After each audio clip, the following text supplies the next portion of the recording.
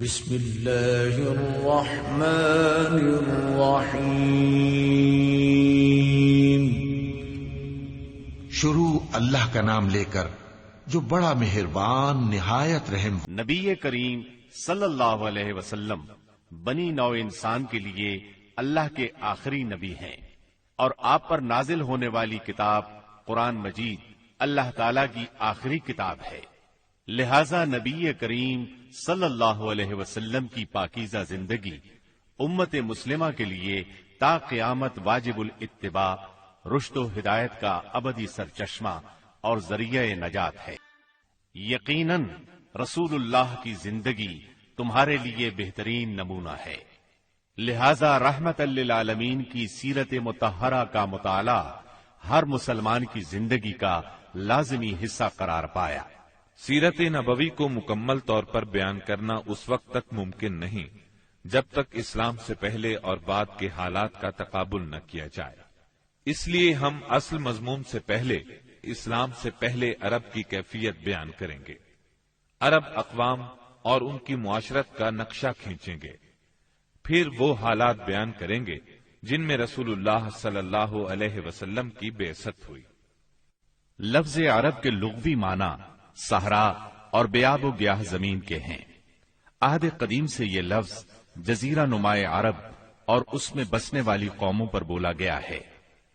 عرب کے مغرب میں بحر احمر اور جزیرہ نمائے سینا ہے، مشرق میں خلیج عرب اور جنوبی عراق کا ایک بڑا حصہ ہے، جنوب میں بحر عرب ہے جو در حقیقت بحر ہند کا پھیلاؤ ہے، شمال میں ملک شام اور کسی قدر شمالی عراق ہے۔ ان میں سے بعض سرحدوں کے بارے میں اختلاف بھی ہے۔ کل رقبے کا اندازہ 10 لاکھ سے 13 لاکھ مربع میل تک کیا گیا ہے۔ نسلی اعتبار سے مورخین نے عرب اقوام کی 3 قسمیں قرار دی ہیں۔ نمبر 1، عرب بائدہ، یعنی وہ قدیم عرب قبائل اور قومیں جو بالکل ناپید ہو گئیں اور ان کے متعلق ضروری معلومات بھی دستیاب نہیں، مثلا عاد، سمود، تسم، جدیس، امالقہ وغیرہ۔ نمبر 2، عرب عاربہ، یعنی وہ عرب قبائل جو یعرب بن یشجب بن قحطان کی نسل سے ہیں، انہیں قحطانی عرب کہا جاتا ہے۔ نمبر 3، عرب مستعربہ، یعنی وہ قبائل جو سیدنا اسماعیل علیہ السلام کی نسل سے ہیں، انہیں عدنانی عرب کہا جاتا ہے۔ عرب عاربہ یعنی قحطانی عرب کا اصل گہوارہ ملک یمن تھا، یہیں ان کے خاندان اور قبیلے مختلف شاخوں میں پھوٹے، پھیلے اور بڑھے۔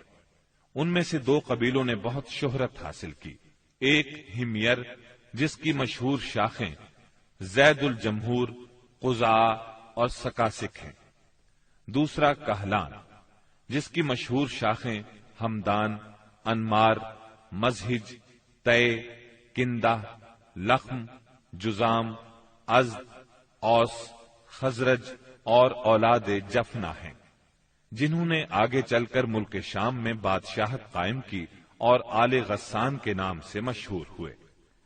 عرب مستعربہ کے جد اعلیٰ سیدنا ابراہیم علیہ السلام اصلاً عراق کے ایک شہر اور کے باشندے تھے۔ یہ شہر دریائے فرات کے مغربی ساحل پر کوفے کے قریب واقع تھا۔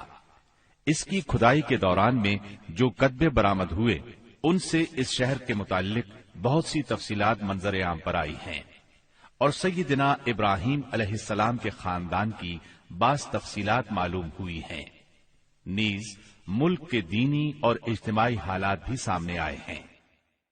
سیدنا ابراہیم علیہ السلام یہاں سے ہجرت کر کے شہر حران تشریف لے گئے تھے، اور پھر وہاں سے فلسطین جا کر اس کو اپنی دعوتی سرگرمیوں کا مرکز بنا لیا، اور دعوت و تبلیغ کے لیے یہیں سے اندرون و بیرون ملک آتے جاتے رہتے تھے۔ ایک بار آپ مصر تشریف لے گئے، فرعون نے آپ کی بیوی سیدہ سارہ علیہ السلام کی کیفیت سنی تو بدنیت ہو گیا، انہیں بری نیت سے اپنے دربار میں بلایا، لیکن اللہ نے سیدہ سارہ کی دعا کے نتیجے میں غیبی طور پر فرعون کی ایسی گرفت کی کہ وہ ہاتھ پاؤں مارنے لگا۔ اس کی نیت بد اس کے منہ پر مار دی گئی، اور وہ اس حادثے کی نوعیت سے سمجھ گیا کہ سیدہ سارہ اللہ کی نہایت خاص اور مقرب بندی ہیں۔ وہ ان کے اس وصف سے اس قدر متاثر ہوا کہ اپنی بیٹی ہاجرہ کو ان کی خدمت میں دے دیا۔ پھر سیدہ سارہ نے سیدہ ہاجرہ کو ابراہیم علیہ السلام کی زوجیت میں دے دیا۔ ابراہیم علیہ السلام ان دونوں کو لے کر فلسطین واپس تشریف لائے۔ پھر اللہ نے سیدہ ہاجرہ کے بطن سے ابراہیم علیہ السلام کو ایک فرزند ارجمن اسماعیل علیہ السلام عطا فرمایا۔ سیدہ سارہ بے اولاد تھیں، اس لیے انہیں بہت غیرت آئی، اور انہوں نے سیدنا ابراہیم علیہ السلام کو مجبور کیا کہ سیدہ ہاجرہ کو ان کے نوزائیدہ بچے سمیت جلا وطن کر دیں۔ حالات نے ایسا رخ اختیار کیا کہ انہیں سیدہ سارہ کی بات ماننا پڑی، اور وہ سیدہ ہاجرہ اور اسماعیل علیہ السلام کو لے کر حجاز تشریف لے گئے۔ وہاں انہیں ایک بے آب و گیاہ وادی میں اتار دیا۔ اسی جگہ آج بیت اللہ ہے، اس وقت نہیں تھا، صرف ٹیلوں کی طرح ابھری ہوئی زمین تھی۔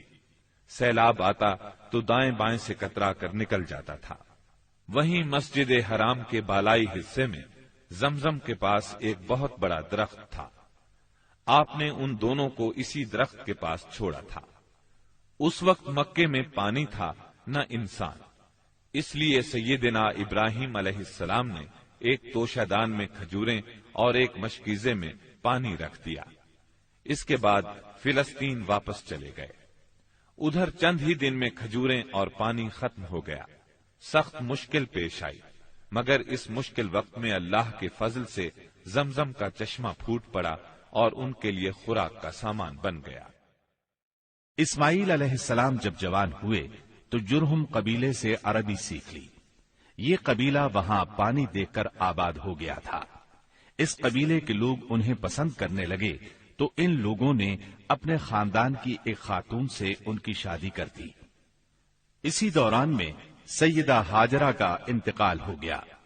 ادھر سیدنا ابراہیم علیہ السلام کو خیال آیا کہ اپنا ترکہ دیکھنا چاہیے، چنانچہ وہ مکہ معظمہ تشریف لے گئے، لیکن سیدنا اسماعیل علیہ السلام سے ملاقات نہ ہوئی۔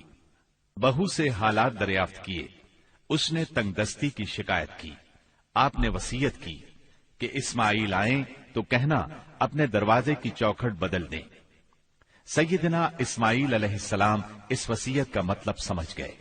انہوں نے بیوی کو طلاق دے دی اور ایک دوسری عورت سے شادی کر لی جو جرہم کے سردار مزاز بن عمرو کی صاحبزادی تھی۔ ان کی دوسری شادی کے بعد ایک بار پھر سیدنا ابراہیم علیہ السلام مکے تشریف لے گئے، مگر اس مرتبہ بھی سیدنا اسماعیل علیہ السلام سے ملاقات نہ ہو سکی۔ بہو سے حال پوچھا تو اس نے اللہ کی حمد و ثنا بیان کی۔ آپ نے وصیت کی کہ اسماعیل اپنے دروازے کی چوکھٹ برقرار رکھیں، اور فلسطین واپس ہو گئے۔ اللہ تعالی نے مزاز کی بیٹی سے اسماعیل علیہ السلام کو 12 بیٹے عطا فرمائے۔ ان 12 بیٹوں سے 12 قبیلے وجود میں آئے اور سب نے مکے ہی میں رہائش اختیار کی۔ ان کے حالات زمانے کی گرد میں دب کر رہ گئے۔ صرف نابت اور قیدار کی اولاد گمنامی سے محفوظ رہی۔ قیدار بن اسماعیل علیہ السلام کی نسل مکہ معظمہ ہی میں پھیلتی پھولتی رہی، یہاں تک کہ عدنان اور پھر ان کے بیٹے معد کا زمانہ آ گیا۔ عدنانی عرب کا سلسلہ نسب صحیح طور پر یہیں تک محفوظ ہے۔ عدنان نبی صلی اللہ علیہ وسلم کے سلسلہ نسب میں 21ویں پشت میں آتے ہیں۔ بہرحال معد کے بیٹے نزار سے کئی خاندان وجود میں آئے۔ دراصل نزار کے 4 بیٹے تھے اور ہر بیٹا ایک بڑے قبیلے کی بنیاد ثابت ہوا۔ چاروں کے نام یہ ہیں: ایاد، انمار، ربیہ اور مزر۔ ان میں سے آخری 2 قبیلوں کی شاخیں اور شاخوں کی شاخیں بہت زیادہ ہوئیں۔ چنانچہ ربیہ سے اسد بن ربیہ، انزا، عبد القیس، وائل، بکر، تغلب اور بنو حنیفہ وغیرہ وجود میں آئے۔ मुजर की औलाद दो बड़े कबीलों में तकसीम हुई। नंबर 1 कैस ऐलान बिन मुजर, नंबर 2 इलियास बिन मुजर। कैस ऐलान से बनु सुलैम, बनु हवाजिन, बनु गतफान, गतफान से अफ्स, जुबियान, अशजार और गनी बिन आसुर के कबाइल वजूद में आए। इलियास बिन मुजर से तमीम बिन मुर्रा, हुजैल बिन मुद्रिका, बनु असद बिन खुजैमा और किनाना बिन खुजैमा के कबाइल वजूद में आए। फिर किनाना से कुरैश का कबीला वजूद में आया। ये कबीला फिहर बिन मालिक बिन नजर बिन किनाना की औलाद है। फिर कुरैश भी मुख्तलिफ शाखों में तकसीम हुए। मशहूर कुरैशी शाखों के नाम ये हैं: जुमह, सहम, अदी, मखजूम, तैम, जोहरा और कुसई बिन किलाब के खानदान यानी अब्दुद्दार, असद बिन अब्दुल उस्सा और अब्द मनाफ, ये तीनों कुसई के बेटे थे। इनमें से अब्द मनाफ के 4 बेटे हुए, जिनसे 4 ज़ैली कबीले वजूद में आए, यानी अब्दुशम्स, नौफल, मुत्तलिब और हाशिम। इन्हीं हाशिम की नस्ल से अल्लाह ने हमारे नबी करीम सल्लल्लाहु अलैहि वसल्लम का इंतखाब फरमाया। इब्ने अब्बास रजी अल्लाह अन्हु का बयान है कि रसूलुल्लाह सल्लल्लाहु अलैहि वसल्लम ने फरमाया, अल्लाह ताला ने मखलूक पैदा फरमाई तो मुझे सबसे अच्छे गिरोह के अंदर रखा। फिर कबाइल को चुना तो मुझे सबसे अच्छे कबीले के अंदर बनाया। फिर घरानों को चुना तो मुझे सबसे अच्छे घराने में बनाया। लिहाजा मैं अपनी जात के एतबार से भी सबसे अच्छा हूं और अपने घराने के एतबार से भी सबसे बेहतर हूं। जिस वक्त जजीरतुल अरब पर इस्लाम का सूरज तुलू हुआ, वहां 2 किस्म के हुक्मरान थे। एक ताजपोश बादशाह, जो हकीकत में मुकम्मल तौर पर आजाद और खुद मुख्तार नहीं थे, और दूसरे कबाइली सरदार, जिन्हें इख्तियारात के लिहाज से वही हैसियत हासिल थी जो ताजपोश बादशाहों की थी, लेकिन इनकी अक्सरियत को एक मजीद इम्तियाज ये हासिल था कि वो मुकम्मल तौर पर आजाद और खुद मुख्तार थे। उस वक्त ताजपोश हुक्मरान ये थे: शाहान यमन, शाहान आल गस्सान यानी शाम, और शाहान हीरा यानी इराक। बाकी अरब हुक्मरान ताजपोश न थे। अरब आरिबा में से कदीम तरीन कौम सबा थी। ऊर यानी इराक से जो कतबात बरामद हुए, उनमें 2500 साल कबले मसीह की इस कौम का जिक्र मिलता है, लेकिन इसके उरूज का जमाना 11 सदी कबले मसीह से शुरू होता है। इसकी तारीख के अहम अदवार ये हैं: 650 कबले मसीह से पहले का दौर। इस दौर में सबा के बादशाहों का लकब मकरिब सबा था। उनका पाए तख्त सिरवाह था, जिसके खंडरात आज भी मारिब के मगरिब में 1 दिन के फासले पर पाए जाते हैं। ये खंडरात खुरैबा के नाम से मशहूर हैं। उसी दौर में मारिब के मशहूर बंद की बुनियाद रखी गई, जिसे यमन की तारीख में बहुत अहमियत हासिल है। 650 कबले मसीह से 115 कबले मसीह तक का दौर। इस दौर में सबा के बादशाहों ने मकरिब का लफ्ज छोड़कर मलिक यानी बादशाह का लकब इख्तियार कर लिया और सिरवाह की बजाय मारिब को अपना दारुस्सल्तनत बनाया। इस शहर के खंडरात आज भी सनआ से 60 मील मशरिक में पाए जाते हैं। 115 कबले मसीह से 300 ईस्वी तक का दौर। इस दौर में सबा की ममलुकत पर कबीला हिमयर को गलबा हासिल रहा और इसने मारिब की बजाय रैदान को अपना पाए तख्त बनाया। फिर रैदान का नाम जफार पड़ गया, जिसके खंडरात आज भी शहर यरीम के करीब एक दायरा नुमा पहाड़ी पर पाए जाते हैं। इसी दौर में कौम सबा का जवाल शुरू हुआ।